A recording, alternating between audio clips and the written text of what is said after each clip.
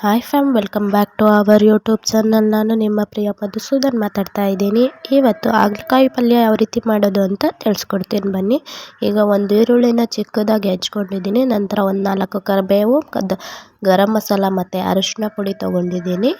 ಮತ್ತು ಖಾರದ ಪುಡಿ ಮತ್ತು ಧನಿಯದ ಪುಡಿ ತೊಗೊಂಡಿದ್ದೀನಿ. ಇವಾಗ ಯಾವ ರೀತಿ ಮಾಡೋದು ಅಂತ ತಿಳಿಸ್ಕೊಡ್ತೀನಿ.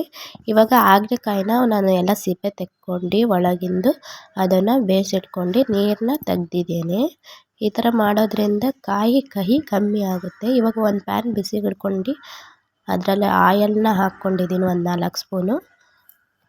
ಈರುಳ್ಳಿ ಚೆನ್ನಾಗಿ ಗೋಲ್ಡನ್ ಬ್ರೌನ್ ಬರೋ ತನಕ ಚೆನ್ನಾಗಿ ಫ್ರೈ ಮಾಡ್ಕೊಳ್ಳೋಣ. ಈಗ ಫ್ರೈ ಆದ ನಂತರ ನಾವು ಗೋಲ್ಡನ್ ಬ್ರೌನ್ ಬರೋ ತನಕ ಚೆನ್ನಾಗಿ ಹುರಿಬೇಕು.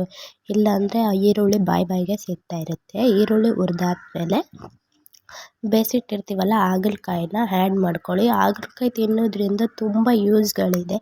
ಏನು ಅಂದರೆ ಶುಗರ್ ಇರೋರಿಗೆ ಶುಗರ್ ಕಂಟ್ರೋಲಿಗೆ ಬರುತ್ತೆ. ಆದ್ದರಿಂದ ಎಲ್ಲರೂ ವಾರದಲ್ಲಿ 1-2 ಸಲನಾದರೂ ಹಾಗಲಕಾಯಿ ತೊಗೊಳ್ಳಿ. ಈಗ ಉಪ್ಪು ಮತ್ತು ಅರಿಶಿನ ಪುಡಿ, ಗರಂ ಮಸಾಲನ ಆ್ಯಡ್ ಮಾಡಿಕೊಂಡು ಇವಾಗ ಚೆನ್ನಾಗಿ ಫ್ರೈ ಮಾಡ್ಕೊಳ್ಳೋಣ. ನೋಡ್ತಾ ಇರ್ಬೋದು, ಈ ಥರ ಫ್ರೈ ಆದಮೇಲೆ ನಿಮ್ಗೆ ಹಂಗೂ ಕಹಿ ತಿನ್ನಲ್ಲ ಅಂದರೆ ಸ್ವಲ್ಪ ಬೆಲ್ಲನ ಆ್ಯಡ್ ಮಾಡ್ಕೊಳ್ಳಿ.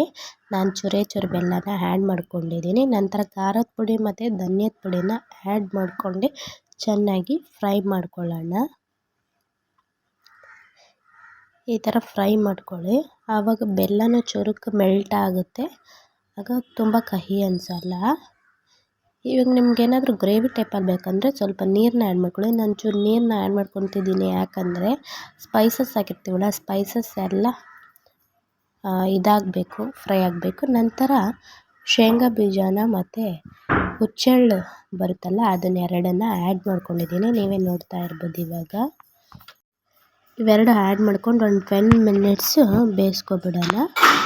ನೋಡ್ತಾ ಇರ್ಬೋದು ನೀವೇ ಯಾವ ರೀತಿ ಆಗಿದೆ ಅಂತ. ಈ ವಿಡಿಯೋ ಏನಾದರೂ ಇಷ್ಟ ಆದರೆ ಒಂದು ಶೇರ್ ಮಾಡಿ, ಹಾಗೆ ಕಮೆಂಟ್ ಮಾಡಿ ಮತ್ತು ಸಬ್ಸ್ಕ್ರೈಬ್ ಮಾಡೋದಂತೂ ಮರಿಬೇಡಿ. Thank you for watching my channel.